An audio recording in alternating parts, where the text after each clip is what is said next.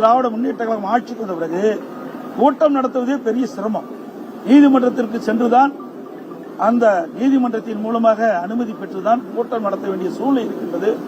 அப்படி கூட்டம் நடத்துகின்ற சூழ்நிலை இருக்கின்ற பொழுதும் நீதிமன்றம் முறையாக பாதுகாப்பு வழங்க வேண்டும் என்று உத்தரவு பிறப்பிக்கப்பட்டால் கூட இந்த அரசு காவல்துறைகள் எதிர்க்கட்சி என்ற பார்வையில் முழுமையான பாதுகாப்பு கொடுப்பதில்லை.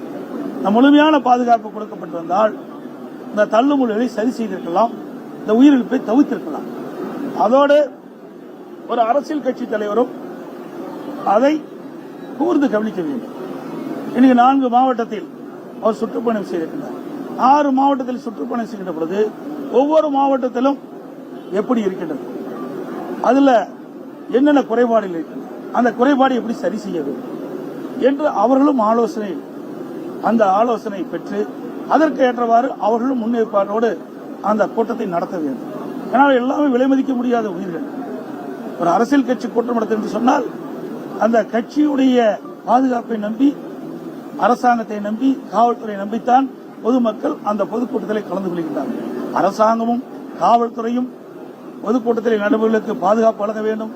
அதேபோல அரசியல் கட்சி தலைவர்களும் அங்கே குழுவிட கூட்டத்திற்கு ஏற்றவாறு தாங்கள் நடந்து கொள்ள வேண்டும். ஆகவே காலையிலே இன்றைக்கு ஒரு நேரத்தை குறிப்பிடுகிறார்கள். அந்த நேரத்திலே வந்து பொதுக்கூட்டம் நடத்துவதில்லை. பல மணி நேரம் கழித்து வந்து பொதுக்கூட்டம் நடக்கின்ற பொழுது அதில் சில பிரச்சனைகள் ஏற்படுகின்றன. இதையெல்லாம் தவிர்த்துக் கொள்ள வேண்டும்.